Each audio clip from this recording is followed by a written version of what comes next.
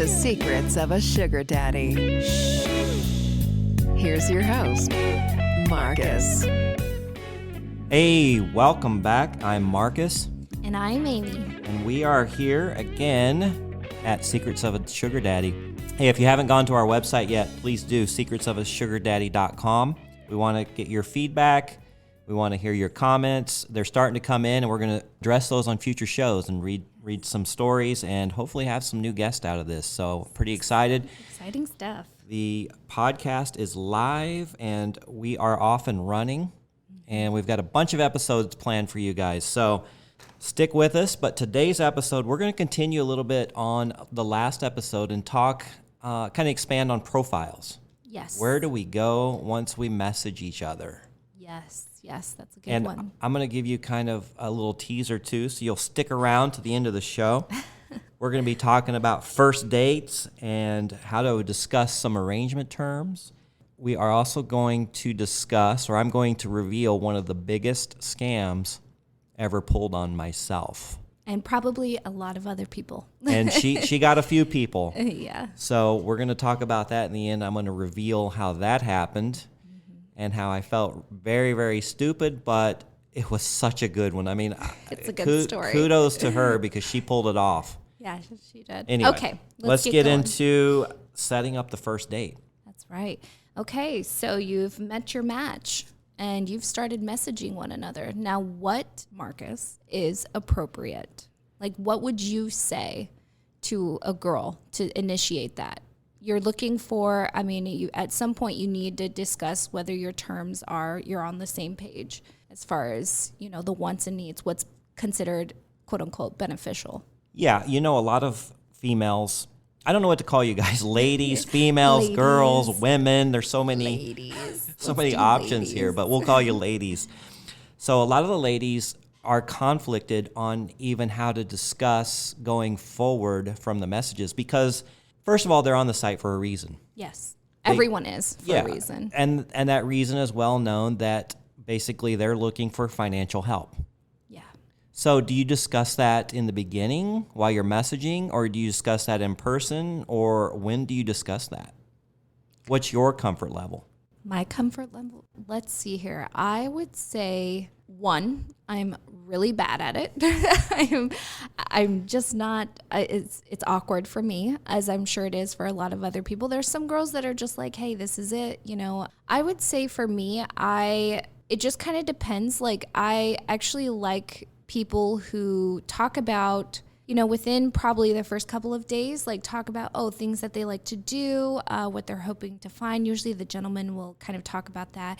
And then I kind of naturally just let them bring it up to me. At some point it will come out, just so we're not wasting time. But usually about a day or two after just messaging back and forth and things are getting heated up, getting excited. I will say that for me, I just kind of like say, okay, so I'm looking for like this, it's between this and this, depending on, kind of what your comfort level is. And that's kind of what I do. Like, ideally, I always set what would be most ideal for me is the larger number. But I don't go overboard. I wouldn't say I go overboard, would you? It's not like I'm asking for $10,000, $15,000 a month by any means. So do you find when you actually uncomfortably kind of come to a number, that do any of the men try to haggle with you?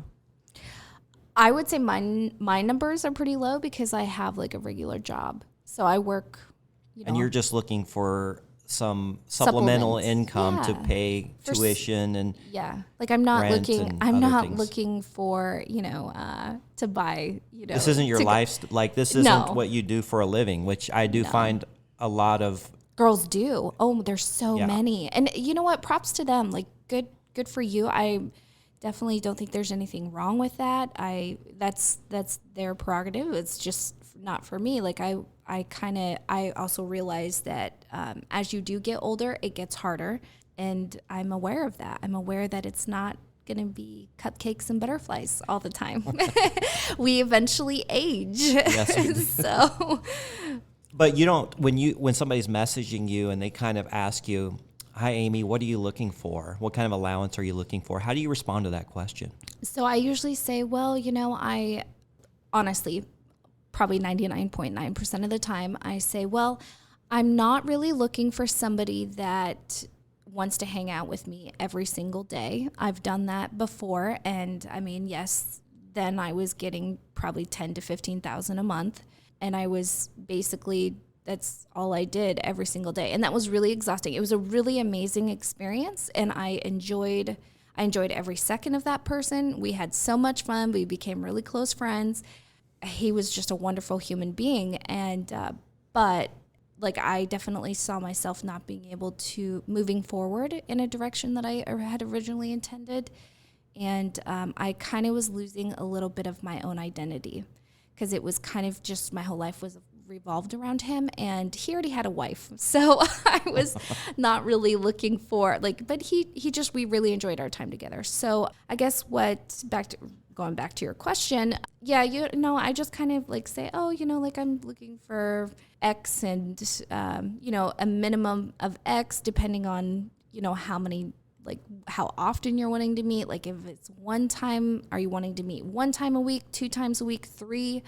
At most I could do 3, probably not right now, but at most I could do 3. Are you wanting weekend getaways? What are you wanting? Because I do have a real job. And as soon as I say that I have a real job, there's one of 2 responses I'll get.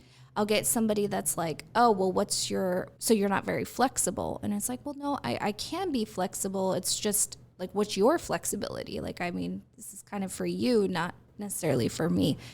Or I'll get somebody that's just like, oh, well, they'll just kind of shut it off, and it's a turn off. I think they just want somebody that will cater to them, and that's fine as well. That's just not for me. So what is your experience though, Marcus? What I find is that probably, I don't know a percentage, let's say 50-50. Usually the question comes up either from them or from me. What are you looking for? What kind of allowance are you looking for? Or the ladies will say, what kind of allowance are you offering? And that gets to, again, that gets to be a complicated question, because what's your availability? How many times a week are you available to see me? Are you just wanting to come over and hang out at my house? Or are you open to dinners and concerts and other fun activities? So it's kind of a tricky question. At no time do you discuss sexual favors for money. No. That's what makes it illegal. And that's why there's such a taboo on sugar dating, because it's kind of a gray area. It can be confused as prostitution. Yeah. Back pages closed down. Darn you. But if you're going out with somebody, or usually when I'm dating somebody, I'm showering them with gifts. I'm helping them out wherever I am on a traditional type of a relationship. So to me, meeting somebody on a sugar dating website and offering the same items is no different. It isn't, no. And I've experienced and I look at it that way. Yeah, I've experienced the same thing, and I think that's what people need to understand. So if you're just somebody out there that's trying to really understand what sugar dating is, it's not prostitution. If you do it, I'm not saying that there aren't prostitutes on there, but I would say that generally the sites try to do a pretty good job about trying to eliminate those people, because that's not really what it was originally intended for. It was intended for, people that are maybe too busy for a traditional relationship. They don't have time. They want to have fun without the baggage. Nobody likes baggage nowadays, and everyone seems to be so flaky. They're just kind of like a squirrel. So, right. Anyways. Part of the problem with the site and why people are flaky is because there's so many options, and they get bombarded with messages, and people kind of get lost in the shuffle and there. And then you have all these girls, because how many girls have you told me about that are just messaging you hey, can I come over for this much? Mm-hmm. And it's that's just not, and I feel bad for guys that are new to the site, because those girls, I don't know what it is, but if a guy is new to the site, I feel like girls like that. And the only way that I know this is because of being able to really talk openly about this with my partners, is they just these girls were just oh my gosh, they're so aggressive. And I'm like, oh, that's very, and usually they'll say like after a week, they have to, like after a couple days even, they'll want to get off of the site because they're just like, it's too much. This is not what I thought it was going to be. And it could be vice versa, probably for girls as well. Yeah, there's a lot of girls in sales. So many girls in sales. Yeah, and they're very good at it. So many high pressure sales. Yeah, so many students. That's something that I have a hard time with as well, because immediately if I say I'm a student, it's like they will just kind of shut off, and it's like, okay, it sucks, because then it's like, well, you haven't gotten the time to really know me. And if you knew me, you would truly see that I actually am a student. And this is definitely something that I'm just doing because it helps me get from point A to point B. And so that happens as well for me. I don't know if it's just a natural instinct of mine to try to get a bargain. But when everyone likes the bargain. I don't know. I think I got that from my mother for sure. Oh, definitely. Well, I work hard for my money and I don't want to waste it. But when somebody starts mentioning numbers, even if that number works for me, I usually try to haggle. Well, would you do this? Yeah. So it's not fun all for the you. time. Well, just you're depends. also a gambler, so you like to, you're just all about that. Mm-hmm. But I play games of skill. Games of skill, that's right. I'm sorry. Okay. Not a gambler. Yeah. On messaging, sometimes that comes up and sometimes it doesn't. When you and I messaged, that we never discussed that. We actually just talked about let's meet and see how we connect. Yeah. And I actually like that. It's much more organic because then you don't feel the pressure of like, okay, so if this isn't perfect. Usually I try to talk about it afterwards, but if a guy asks me, because there are a lot of guys that are just like, okay, they're used to these girls just being like, I want this, and it's a ridiculous, an astronomical amount. Sure. I would just say to the girls, like, like you said, you work hard for your money. Like, realize that, women, like, realize that these men, have worked so hard for everything that they have. And for you to just like come in and take it and not respect them in that way, that I think that is truly, it's really sad.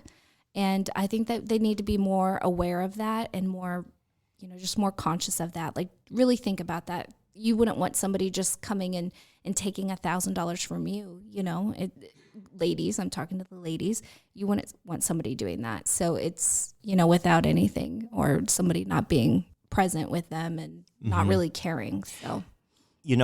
I've had multiple arrangements, some long-term, some short-term, but the very first arrangement that I got into, we never discussed money one time during the 1.5 years that we were together, and I took care of her better than I've ever taken care of anybody.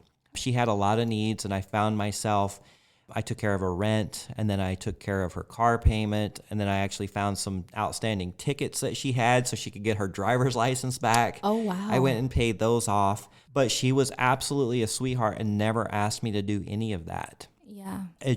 She made me feel good. Mm-hmm. She paid attention to me while we were out. She responded, to my texts and messages in a timely manner, and just she made me feel good. Yeah. And for that, I just wanted to do everything I could to help her have a better life. Yeah. Matter of fact, I talked to her yesterday. I'm trying to get her on the show. It'll be my very gosh, interesting. I would love to meet her. Oh my gosh, yes. Yeah. She has a lot of anxiety and she doesn't think that she'll do well, but we can cut and edit and start over. Yeah. That's the beauty of a podcast. Right. So we're working on getting her on a future episode, and I've got a couple other surprise guests that I haven't told you about yet. Oh my gosh. Oh, I'm really excited. I love it. Just don't tell me anybody. I just be like, oh, this is Amy. So yeah, the very first arrangement, we never discussed money. I'm comfortable with discussing it because I don't want it to come up later and be awkward when we have a great night and then I'll Venmo them some money and they're like, I was kind of expecting more. Well, we never discussed anything, right? Yeah, and by that point, you probably haven't done anything or anything. Yeah. I don't mind discussing what their time is worth, but a lot of girls, it's a very tough subject to bring up, and they don't know how to bring it up. Others have no problem. Yeah. So, and that's fine, but I personally like the more shy girls anyways. I think that, I don't know, I just like more shy girls. So that's just me. But no, I mean, everyone's a little bit different, and that's okay. If you can do it, you got the courage to say that number, go for it. Props to you. Now, I know that one of your current sugar daddies paid your rent for a year. Yeah. But did you guys ever discuss like a monthly or a weekly allowance or anything like that? No, he just kind of was, he just was like, okay, well, he's like, I have a very busy schedule. I was like, okay, well, I said, I really, really enjoy my time with you. And he was like, well, what are you looking for? And he was like, what would help you with school?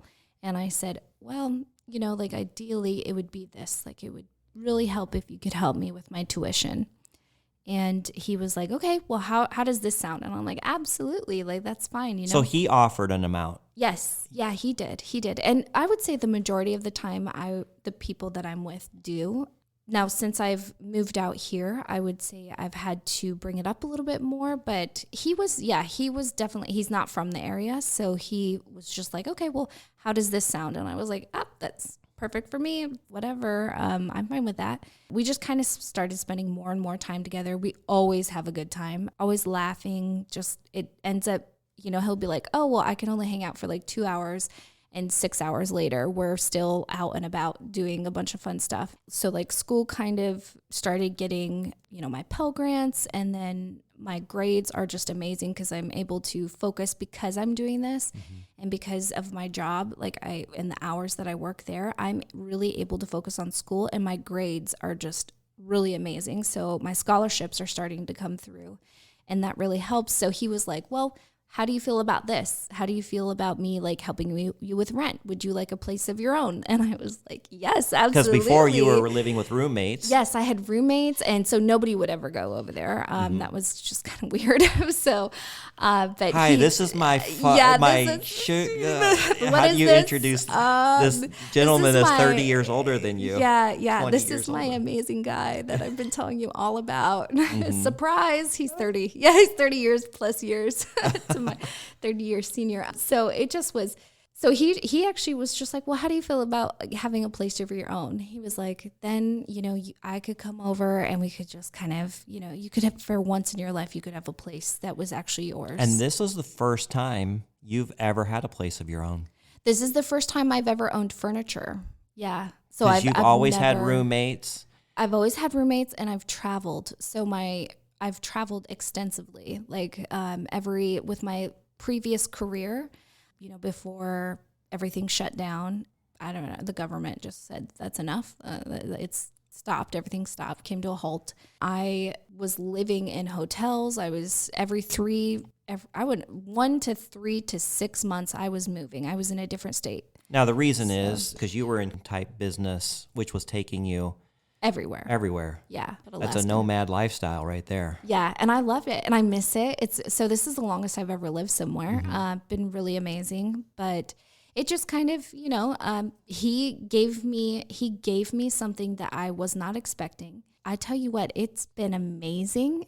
I actually feel kind of bad owning stuff now because I feel... You almost feel guilty? I feel like tied down, and I'm just like, oh boy. Oh, because you can't just up and move because you have too many... I've got too much stuff now. But even furniture that... and TVs I've got TVs now. I was just like, what? But it just, you know... Even then, people walk into my place and they're like, oh, you're very minimalist. Yeah, I'm pretty minimalist. I, you know, get a job elsewhere tomorrow, I would just probably leave. And then my family would probably come and take care of the rest of that stuff. So anyways, but okay, so let's turn this attention back to you, Marcus. You keep wanting to talk about me, but we're here for you. Your story is so fascinating, Amy. Love diving in and finding out things I didn't know after a year and a half. I know. This is a great opportunity to put you on the spot. It is. And get details. Yeah. Oh my gosh. You're so manipulative. It's cute though. No. It's almost like you have the truth serum when you're on a mic. But I would say that we're pretty I feel that we're always pretty sincere and truthful with one another. I don't think we've hidden anything. You know, like if you're like hackling me about dates and I feel bad because maybe you don't have a date that evening, that's a little different. You know, that's just, you know, it's kind of like, okay, well, yeah, you know, but otherwise we're very honest and open with one another. Right, but we only get to interrogate each other for an hour a week I know. in the studio. So I use this opportunity. I'm having a good time with it. Yeah, I see that. All right. So what was your question for me? Okay, so my question for you is, let's talk about some of the girls that you've come across. Have you come across girls, now not talking like financially, have you come across girls that have wanted something other than financial? Other than financial, meaning what? Oh, I have. Yes. Yeah. Here's a story. yes. I got a message from these two girls. Well, it was from one of them. And she said, hey, my roommate or my future roommate needs a place to live. And you said that you had some rental houses. So this is my previous profile. Mm-hmm. So she says her lease is up in, let's say, March. My lease is not up until July. And I already have a roommate, so she can't move in here. Our place is not ready until August. Is there something that you can do?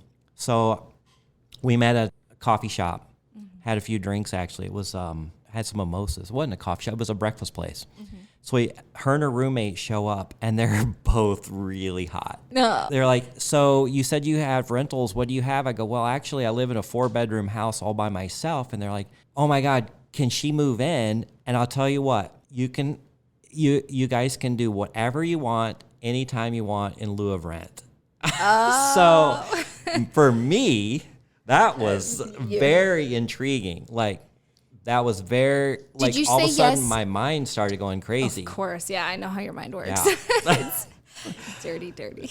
So what happened is they came over, I showed them the place. It was perfect. So we agreed, and then the one. Wait, you agreed after just one date? Like, you didn't hang out with him? Did you, like, were you able to look at did you find him on social media or something? Yeah. And So you were able to kind of. I did find him on social media, and here's what's funny about that story is, again, she gave me her real number. I was able to look it up on White Pages or cross-trace it. Yeah.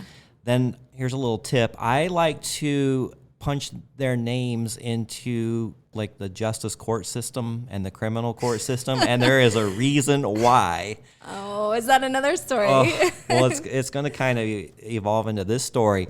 So I find out that the girl had a DUI, and she had already gone through her court sessions, and she was done with it. And then the other girl was pretty clean. So I'm talking to them. This is on the first meeting. Yeah. So I just mentioned, I go, so how did that DUI work out for you? Oh. And her eyes about bugged out of her head, and she goes, how did you know about that? And I said, well, I mean, I've got to be careful, so I kind of skip traced you to know who I was meeting. And it freaked them out. They were kind of upset about that in the beginning. But you got to understand my point. I can't just go show up and meet anybody. Yeah. I got to be careful. And when you go to even when you do like if you go for an actual like apartment or something, they do background checks. Sure. Anyways, so and since we're talking finances here and financial situations, I've gotten into too many situations that backfired on me. So I have to be extra careful. And plus, I've got a very public business.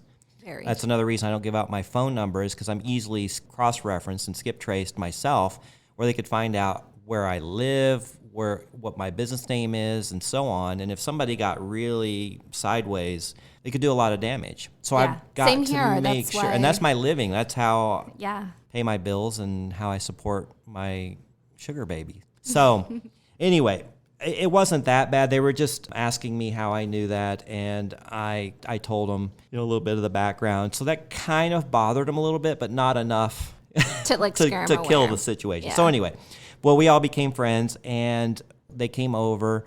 They looked at the place, and it was perfect. So she ended up moving in, and then the other girl, her brother was needing a place to live, and because he had just moved back to this area. Mm-hmm. He was sleeping on her couch, and he's like, hey, I've got to get him out of my house, and you've got another bedroom. He'll, what will you charge? And it ended up working out. So one of the girls moved in, her brother, and then the other girl's brother moved in. And I didn't mind it because my room was on the other side of the house, and it was kind of fun actually having a crew there at my house instead of just being there alone. So that worked out pretty good. Side note, we ended up not really having sex anytime, anywhere for the few months that she lived there. It was just an awkward situation for me. The funny thing was is she ended up getting another sugar daddy, the one girl that moved in with me. Yeah. And he had bought her a new car. Or leased her or whatever. She had a new car. And so I asked her what she was going to do with the old one. She says, I don't know, I'll probably sell it. And she goes, do you want it? I said, yeah, how much do you want for it? She goes, oh, I'll just give it to you. You've been so kind and so nice, I'll just give it to you. I still have that car to this day. Yep, it's right outside. And it gets fantastic gas mileage. Yeah. It's a nice little beater. People can. I know. People can bump their doors into it. The paint's peeling. I don't even care. It's such a good little car. I've actually had to use that car. Yeah, you've had to use that car. So that's what came out of that relationship. Then the other girl's brother ended up moving out. Then the other girl ended up moving in. So I had both girls living at my place until their apartment came ready. So it turned out to be a very interesting situation. And I am still really good friends with both of them to this day. Yeah. We have a lot of fun. We talk about, matter of fact, one of them became a real estate agent, and we talk about issues and things that come up in that world because I can help give her some advice. And then the other one does some blogging. So I'm actually going to reach out to her and have her maybe help with the show and help kind of plan future episodes. And oh, that would be cool. That would be actually really neat. Yeah.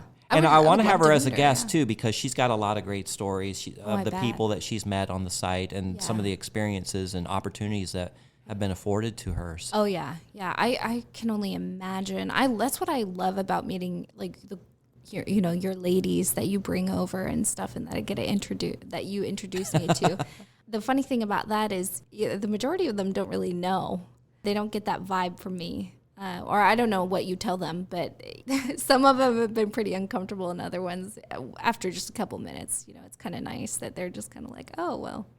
When I introduce them to you? Yeah, that's always been. But you like meeting them. I love it. Oh, I love it. I love hearing their stories. I want to know all about them. Because it puts a face to the story.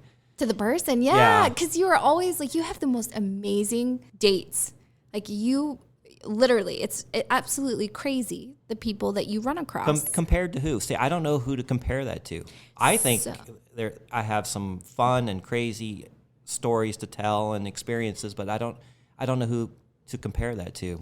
So, I mean, just based on the few men that I've been with, there's a couple of them that are right there with you, but other than that, everyone just kind of, like, you are so open about it. And I think that's what makes you so special, Marcus, is that you are willing to share. And that's something really special. And I hope that other men out there will feel empowered by this and want to share as well. Because there are great stories out there. And it would be really nice, gentlemen, if you would share yours, because somebody could learn from your mistakes. Somebody could learn how to, if they really like a girl. And like right now, I have a guy who is definitely, I would say, falling for me. And he just has no idea what to do.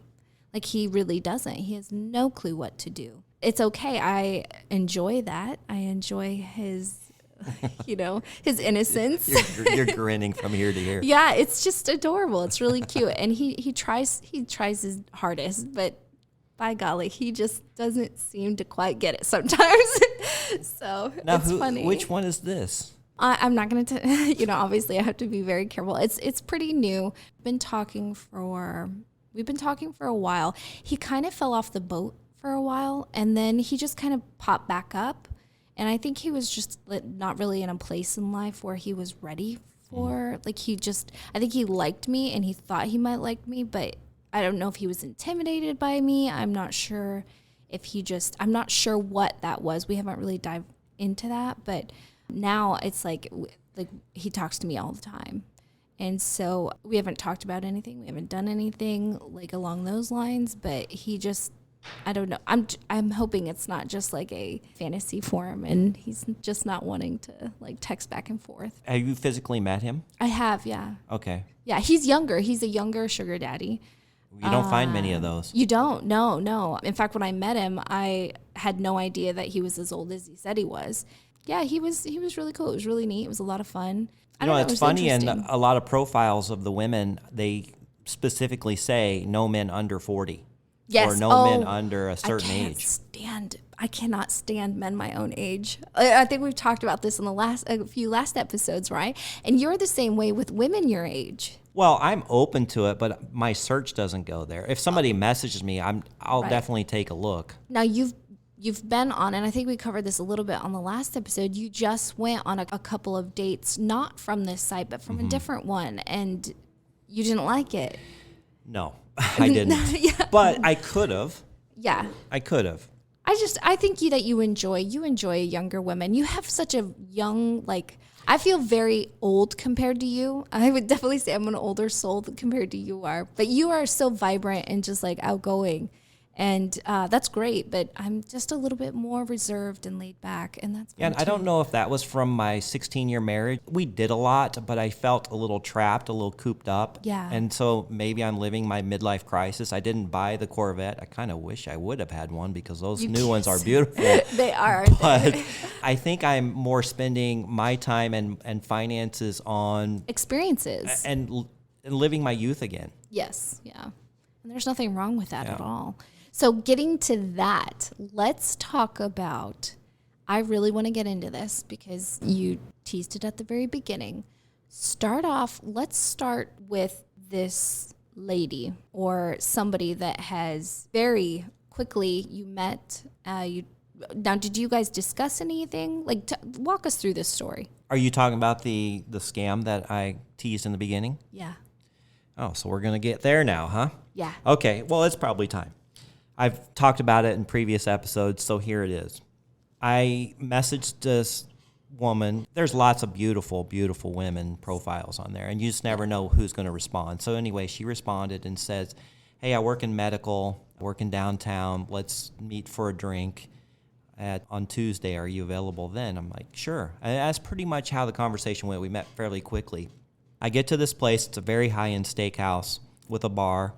And she's not there yet, so I'm waiting. And then she finally walks up, rock star girlfriend. I mean, she is the bomb of bombs. She is so gorgeous and so refined and so Well put together. Well put together. And I'm thinking, I'm just a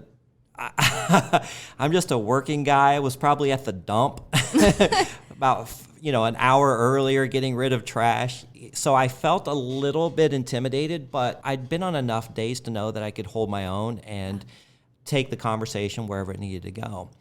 We never discussed finances or anything. So we're sitting at the bar, and she ordered Prosecco, which was a nice little sweet, bubbly drink, and we had a few drinks. And she's like, look, I'm in medical. I have a house in Toronto. I have a condo in Miami. I have a place in New York City. I have a place here. I'm not looking for money. I don't need your money. So all of a sudden my ears perk up, and I'm thinking, what? I'm confused. Yeah, I didn't say that, but my ears perked up because I'm like, oh, well, this is going to be nice. Easy. Right. Woo. I've got this beautiful woman I'm talking to. We're having a great conversation. She's got all these houses. She doesn't need my money. She's in medical. She says, the reason I'm on the site is because this is where I find the higher caliber men. And I don't want to date somebody that has less money than me. Yeah. Right? Yeah. I So- get that. I resonate with that. Yes. So I'm pretty excited. The date went well. We walk outside, and she's like, where did you park? And I said, just across here in the parking lot. She goes, oh, I said, did you valet? She goes, oh, no, I don't like valet. I parked behind the building here. I don't like valet.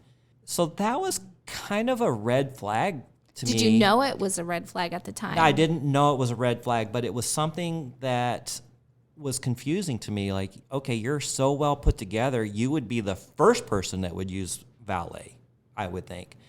So anyway, I said, okay, that's fine. But, here's the other thing.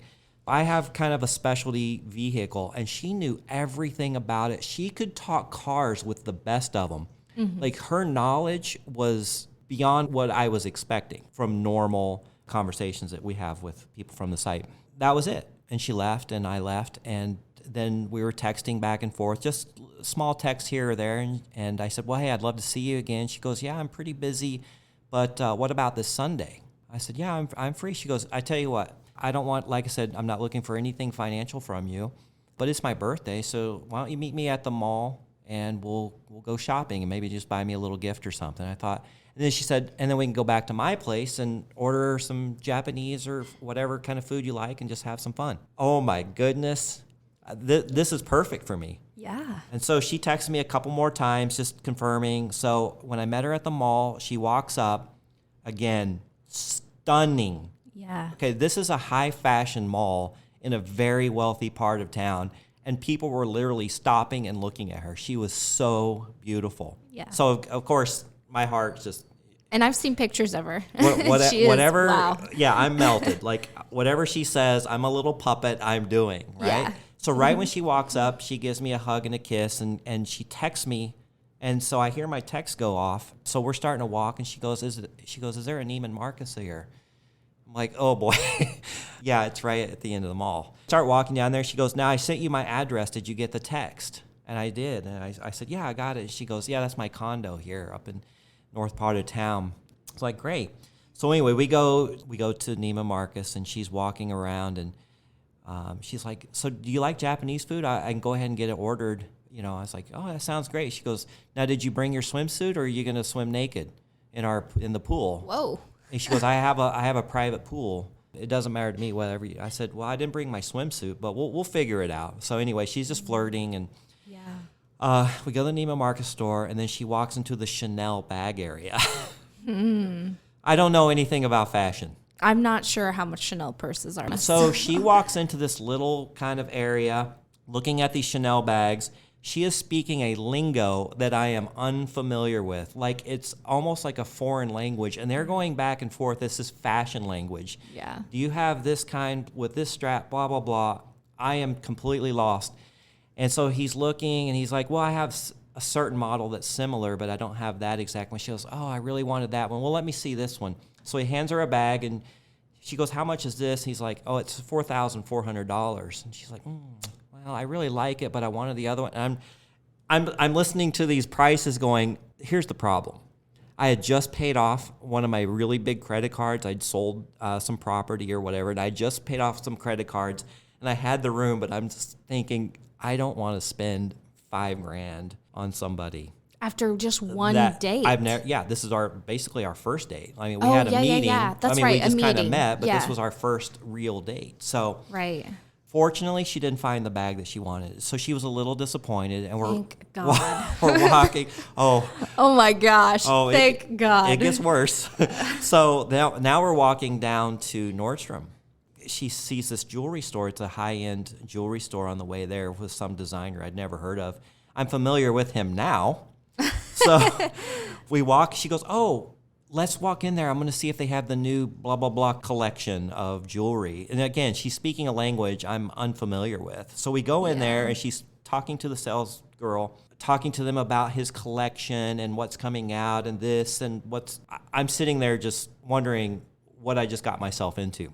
Yeah. So she finds this, what was it? It was a bracelet, and I think it was $5,000 or $6,000. She's like, "Oh, this looks really nice on me. What do you think, babe?" And blah, blah, and she's giving me a little She called you kiss. babe. Oh, yeah. Of She course. worked me like Play-Doh. I mean, she was molding me to whatever she wanted at this point. I said, "Well, that's a little much." But she goes, "Well, let me look at the earrings." So she got these earrings, and let me tell you, they were nothing. They were nothing, really. There was just a couple dangly balls on a chain. Yeah. Those were $3,300. Yeah. So- So with diamonds. Well, it Ju- wasn't even diamonds. Yeah. It was just some Just- design. I don't know. Yeah. So Oh, gotcha. in my mind, I'm thinking, well, that's better than 5,000. Yeah. And she was buttering me up. I gave in. I bought the earrings for her. I'm thinking, $3,000 for a tiny pair of earrings. yeah, but here's my chain of thought. I'm like, Okay. okay, this girl, I don't have to pay her anything. She's Okay. not looking for any allowance. Maybe this will go on kind of long term. This is a little long term investment, right? I gotcha. Okay. So I'm thinking, my mind's all screwed up at this point. yeah. So then we walk out of there, and I'm like, okay, boy, this better be worth it. And we go over to Nordstrom, and then she's like, before we go, I just want to look and see if they have this anti-aging cream. So I have no idea what anti-aging cream is or cost. So she looks at this little bitty container of anti-aging cream, and she's talking again language that I'm unfamiliar with to the sales lady. She decides, okay, well, we'll just take the small one, because there was 2 different sizes. The lady goes, do you want this size or the smaller one? So she said, I'll take the smaller one. I'm like, okay, well, what's this, like a couple $100 more? I mean, I'm already this far into it, right? No, that was $1,000 for that little jar of anti-aging cream. And I look at her and I said, do you understand that this is $1,000? But I'm trying not to be so shocked, and I'm trying to play a role that, hey, I'm very wealthy and I can afford this, but still $1,000. She goes, oh, well, you don't have to get it if you don't want to. I was like, and they'd already rung it up and everything, so I was like, fine. Ooh. Swiped my card.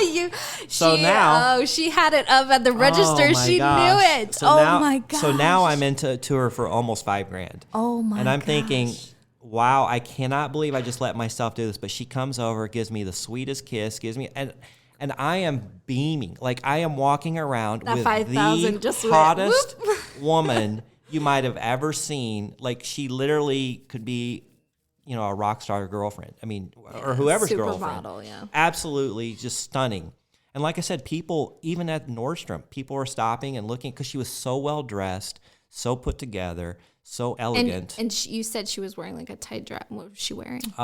She had like on a little top that showed, a little bit of cleavage, but then she had like a little light throw on, a thin kind of a blouse on, and then a kind of a long skirt that went below her knees. I don't remember. I'm just spending money. I just know she looked good. So remember that part. So she walked out of the store. She goes, well, I don't like shopping, and I just don't like to spend a lot of time in the mall. So that was not a red flag. Like, well, hello, come on. At this point, I'm just thinking, I don't like shopping. Yeah, she said, oh, let's hear, Marcus. Right. She was talking what? But she'd already told me about the 9 Chanel bags that she had and the collection that she actually gave away a couple to some friends, and that her assistant had been cleaning her closet and found all this stuff. And she was telling me all the story about all the nice apparel that she has and accessories. So here's where it gets even weirder. We're walking, and she goes, okay, where did you park? And I pointed, I parked in that garage over there. And she goes, all right, you got my address. It's less than 10 minutes from here. I'll race you, and we'll see who can get there first. And I'm thinking, race you? Yeah, I'm like, I'm not racing you to my place. But I said, well, where did you park? And she says, oh, I'm just over here. And she pointed in a direction that was opposite of where she came from in the very beginning. So you didn't take. So you didn't. Did you say anything to her at that point? So no, I'm thinking, wow. I thought she came from that direction. Now she's telling me she's parked in that direction. So I'm a little confused of like, what's going on with her parking? Well, obviously she doesn't want me to see her car, so she's trying to make sure that I'm not parked anywhere in the vicinity that she is. So I get in my car, and I'm just casually making my way to her condo because I'm not racing her there. Pull up, and there's the gate attendant, the guard. I go, hey, I'm here for unit number 217. And he goes, oh, what's the name? And I said, Valerie, whatever, I can't remember her last name. That's whatever name she gave me. I go, it's Valerie. He goes, do you have a last name? I said, yeah, Valerie, blah, blah, blah. He goes, yeah, there's nobody here that lives by that name. I go, wait, 217? He goes, oh, this has been happening a lot. What? Oh my gosh, you're kidding. All of a sudden, my heart sinks. I just instantly, the blood rushes to my head, and I'm like, tell me this didn't just happen. I get on the phone, I call her, it goes right, it's blocked, it goes right to voicemail. I text her, nothing. I text her again, nothing. I call her from a different number. I don't get her. And that was the end of the story. She never showed up. She just gave me a fake address. I don't know what to do. I'm sitting there thinking, well, she didn't get any money out of me. And actually, I had quite a bit of cash on me at that time because I didn't know where this whole thing was going to go. She could have got me for a lot more. I go back to the mall. I go there a little bit later, and I say, hey, my girlfriend and I were just in here, and she bought some earrings. I said, yeah. I said, she's having second thoughts on these. If she brings them back and returns them, what do you guys do? Do you just give her cash? Or they go, oh, no. We always just credit right back to the card that was charged on. So I'm thinking, So she's not, I don't know what she's going to do with the items that I bought her. The cream and the earrings. What did that gain her financially? I mean, I don't think that she was looking for financially. Like you said, I think that the thing with maybe con artists is, and I'm incredibly sorry that happened to you. That is horrible. I hope that she crashes and burns. Well, and then, I do not like. She is a horrible human being. yeah, and then come to find out when I looked that name up on the internet, she had pulled that same exact scam to multiple men. Really? Like almost. Well, yeah, the attendant said that exactly it was the same. Oh my gosh. Their stories were almost absolutely identical. So I would say, like I would think that maybe there's some psychology behind how a con artist works. And even I've actually, circling to this, I've been with someone who was very, very manipulative. And I asked them, because they had this girlfriend, right? Fiance, whatever it was. And I said, well, why are you on this site? Like, if you're going to marry, you're not even married to this person yet. And they're like, oh, well, they just, they don't fulfill everything. They don't fulfill all my needs. And if, I love them and I care about them, blah, blah, blah. And I said, well, how do you manage it? Like, that just seems like, I don't understand how you can manage this. And he was like, well, one thing, he's like, I'm not saying I am a con artist, but one thing about, kind of being able to manipulate people like that. And I shouldn't be saying this. I don't know if I should be saying this because I don't want people to do this. And No, but we need it to be exposed. Yeah. So this is for exposing purposes only. Please do not take this. Do not use it. He said that what he does is he defines the truth. And then he only differs from it a little bit. Like, it's a little white lie.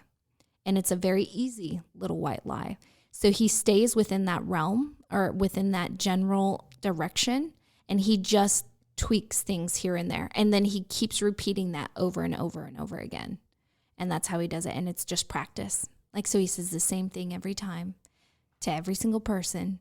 And he doesn't deflect from that.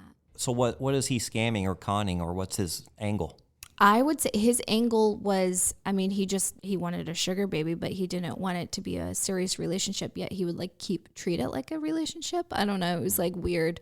It was really weird. He just, But it wasn't a financial scam. It wasn't a financial scam. No, not by any means. But, like maybe she really like wasn't looking for something financially. She was just wanting somebody to buy her this expensive shit for herself because she didn't want to use her money for that. Or who knows? I mean, I don't know. Who knows? Like, she could have resold these items for so much to pay for these places. Yeah, I don't know. I'm still trying to figure out what her angle was. I would have asked, so my thing would have been, okay, I would have immediately asked her, okay, so what do you do in that medical field? Like, I kind of interrogate people. Oh, she had answers for everything. We did talk about that on the initial meeting over drinks. We talked about a lot of things, and she spoke multiple languages. What did she say she did? She worked in a medical lab where they had developed some, I don't remember. It's been 3 or 4 years ago, but she had a perfect answer for everything. Her script and her story was so well thought out and well rehearsed. I mean, she'd done it multiple times. And then when I went and looked at her profile again, so this was on like a Sunday, and on Tuesday her profile was in Toronto. Her location had changed to Toronto, so she had left the country. I'm not wondering if maybe she after. had like originally had a main sugar daddy, and then the other guys were just kind of. I've seen that before too. She was so well put together that she could use her skills for good, but she didn't. And I think she just enjoyed taking men for a ride. Maybe that's the way that she got her knickers off. I guess. I don't know. So men, if you've met this person or if you've had an experience with this person, I would love to hear your story. I'd love to hear from you. Or someone like that. Yeah, or someone like that. Yeah, tell us about a time that you got scammed or something just wasn't right. Go to our website. We've got a form there that you can fill out, or a message box there, and we certainly want to hear it. We'll keep it anonymous as always. Or if you want to come on the show, feel free to come on the show. We would love to, talk one-on-one or one-on-two with you. I think it would be really awesome if we could get some guys on here. I think you guys need to really strive for that. Get on here, men.